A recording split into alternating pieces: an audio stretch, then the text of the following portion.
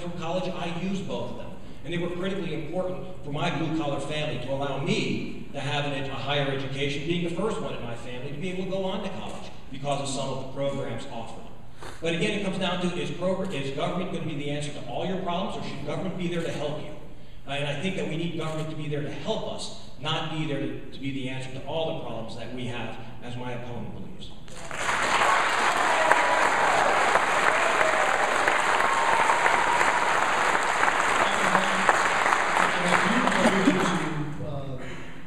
Local education, K-12 education response. So let me ask you a question about the federal No Child Left Behind Act. It's been praised for making improvements in a number of public schools, but also criticized for shifting the focus from classroom instruction to standardized test results. Nevada's graduation rate is currently the worst in the United States, with just over 50% of high school students graduating on time today. What would you do to improve our nation's K-12 education performance, as well as the same right here? Well, I believe that No Child Left Behind was, like so many things from the federal government, a worthy concept with totally flawed execution. I don't believe that you can have standards for education be dictated by individuals sitting inside the Beltway within Washington, D.C. I spend a lot of time in schools in the district. In fact, just last week I visited District Giuliano's class, a law and leadership class at Kenyon High School, with a bunch of very bright students looking to their future to be able to go on to law school, study political science, or go into politics. I spent time in a special needs classroom with Tracy Klein when she was teaching at Lamping Elementary School. And I'm very involved at my son's own middle school, at Bob Miller Middle School, where I help coach lacrosse. And I think in order to get education back on track in our state, we need to put more of the responsibility back at the local level, where principals, teachers, and parents are involved in coming up with curriculum, making sure they know where the budget goes, making sure that more of the money, the tax dollars provided to education go into the classroom. I believe that we have to make sure that we keep good teachers, but we need a way to get rid of teachers that just aren't doing the job anymore. The first priority must be the students in the classroom and making sure they get the education that they need to become a productive member of our society and to go out and be a member of that trained, educated, and willing workforce.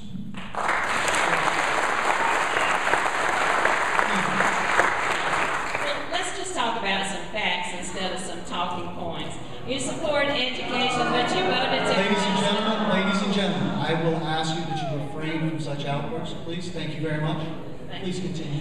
All right, you voted to cut money for school books, and you said you're opposed to the stimulus that brought money into the state for education at a time when budgets were being slashed and teachers were being laid off. I'd like to talk about No Child Left Behind. I've been meeting with teachers, administrators, parents, even students. I have an Apple on my website where you can click and send me your suggestion.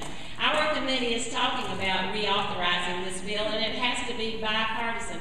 But here are some of the specifics about No Child Left Behind that have left a lot of children behind. We need to focus on a growth model, not a snapshot, because a child has experiences at home and in previous grades that you can't blame one teacher at one moment on. In addition, the schools that are doing poorly, you need to help them do better, not punish them for doing poorly, because then they're going to just do even worse. In addition to that, I have concerns with the president's notion that everything is going to be competitive grants instead of formula funding, because when you're crawling along the bottom, it is very hard to race to the top. And finally, I think we need to prepare teachers. And so this is not just about K through 12, it's about working from K through college, so we have an integrated system so all children can reach their God-given potential.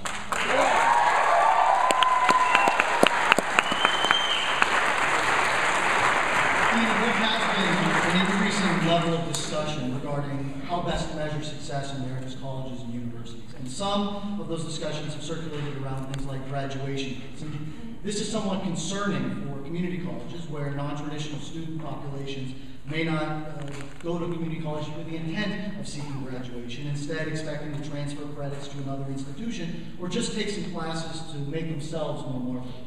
How do you believe our colleges and universities should be held accountable for their success or failure, if at all? And how should those accountability measures be tied to federal funding for our public institutions?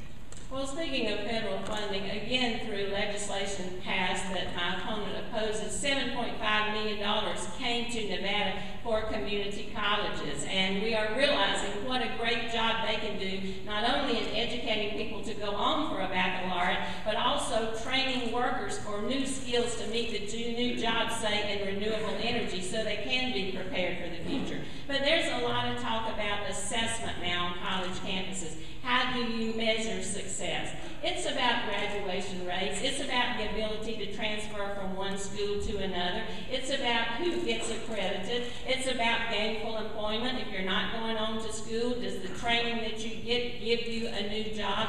All of those things, I think, are important to measure. This is primarily a state issue, not a federal issue, but we want to be sure that wherever the money comes, that the schools are held accountable and that the taxpayers are absolutely getting their money's worth. Hey, Jan, I want to go back to the comment about the textbooks because Congressman Titus, as you know, being in the Senate at the time, that we have a balanced budget requirement in the legislature, and although the students, there was an increase in the total per pupil funded during that time frame, we did hold back on additional funding for textbooks and said, look, we'll give half up front, and then if revenue meets expectations, you can come back to the Interim Finance Committee and get the other half. It's called balancing a budget, something that the federal government seems not to take seriously because it's failed to occur. So I think, let's not talk about the textbook issues. There's a wide discrepancy. I know that I go to schools where there is no textbooks, and yet at my son's school there are 2 textbooks. So there are issues within Clark County in and of itself with textbook distribution. I'm a big proponent of alternative measures to try to figure out how we should hold schools accountable. When I was in the state Senate, I worked across party lines with Senator Horsford to develop the bill that he ultimately was able to pass regarding high school students not necessarily having to pass the proficiency exam because they just weren't good test takers. And so we came up with an alternative pathway, being able to show a portfolio of work or being able to complete a project that would allow that individual to get a standardized diploma. I agree with my opponent that it is a state level issue and we have to be involved. But I believe, like she, that if we're going to be sending federal dollars to the states to help schools meet the needs of their students, that the state has to come up with a program that will adequately and clearly reflect the progress of the students that are enrolled in the post-secondary education system.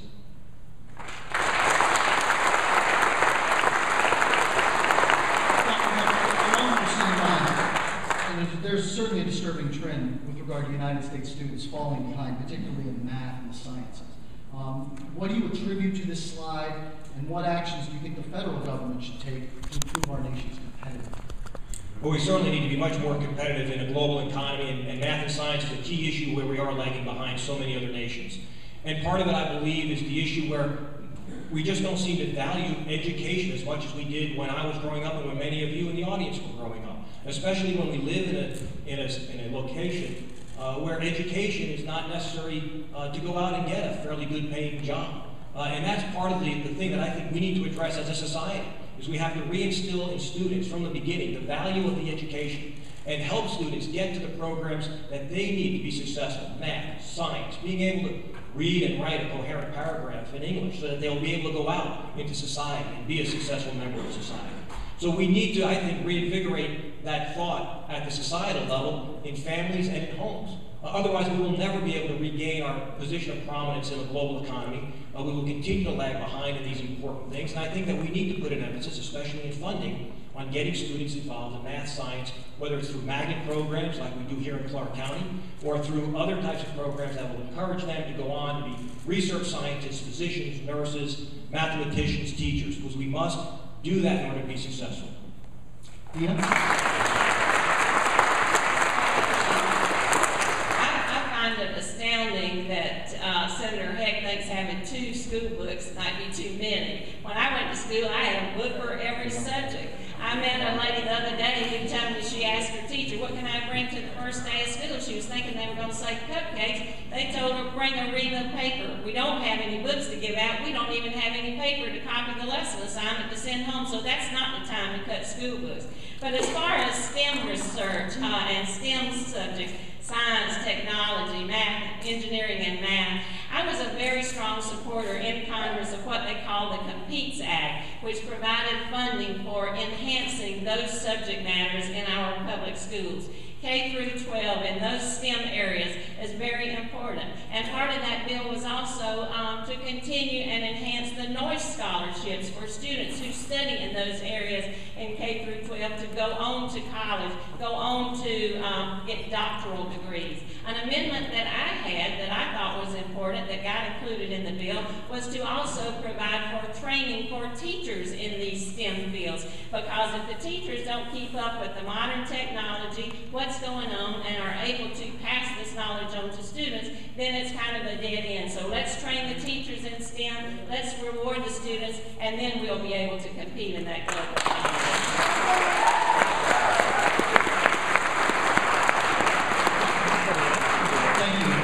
Time to transition from the question portion to the closing statements. Dr. Hackman. Thank you, Chairman. I just want to clarify, it was at my son's school 2 textbooks in the same subject for everyone in that class. So one to stay in school and one to go to college. So there was a wide disparity in education here in Southern Valley. First, I'd like to thank the Asian Chamber, Urban Chamber, and Latin Chamber for sponsoring this debate, the College of Southern Nevada for hosting us, and Mr. Aguero for moderating. I appreciate all of your efforts in bringing us here today, as well as all of you for coming and spending your time with us this evening. I think, again, this debate shows the clear differences between myself and Congresswoman Titus. Again, whether or not you want government to be the solution to all your problems, as she's voted with Nancy Pelosi 97% of the time on policies and legislation that have brought little to no help to Southern Nevada. After 4 years of Nancy Pelosi in charge, and single-party control of Washington with no systems of checks and balances, we've seen skyrocketing debt, wasteful spending, and job-killing policies which will do nothing but continue to mortgage the future of our children and our grandchildren. So I'd like to end where I began by asking you the question, are you better off today than you were 2 years ago? If the answer is no, then you can be part of the new direction by joining our campaign to restore our nation to prosperity. And so if you'd like to volunteer with our campaign, or if there were any questions you had tonight that weren't addressed or weren't answered, please feel free to contact me at our website, heckfornevada.com, or call me at 614-5900. Thank you very much for your time and attention.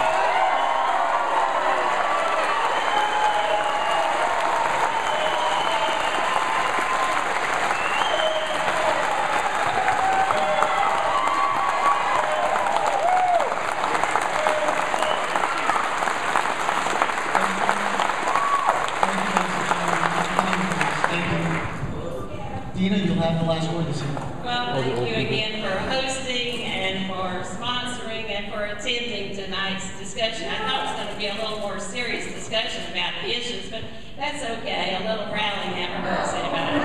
The last few years have been a difficult time in Nevada. There is no question about that. We have tried to recover from a financial collapse that led to the deepest recession in a generation. Now, we still have a long way to go, but let's ask this question. Do we want to go back? The new direction is back to the failed policies, or do we want to go forward with an agenda that is interested in creating jobs and diversifying our economy? And an agenda that is interested in helping children who have diabetes or seniors who need to be careful about saving their Social Security and that safety net. I think we need to move forward. You know, just to borrow from an old Elvis Presley song, progress travels on a gravel road. It's rocky, it's tough, it may be uncomfortable, but at least you're moving forward. You're not going back to what got you in the ditch.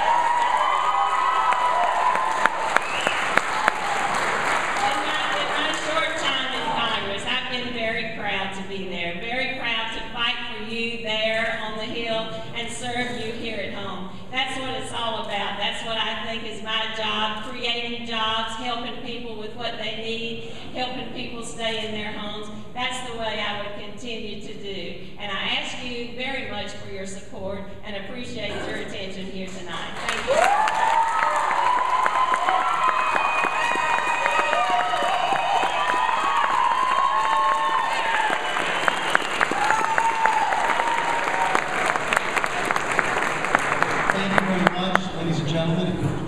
Join me in thanking both candidates. I want to be very careful about how it's for being here with with us this afternoon, for giving us so much of their time out of what are incredibly busy schedules. Good luck to all of you.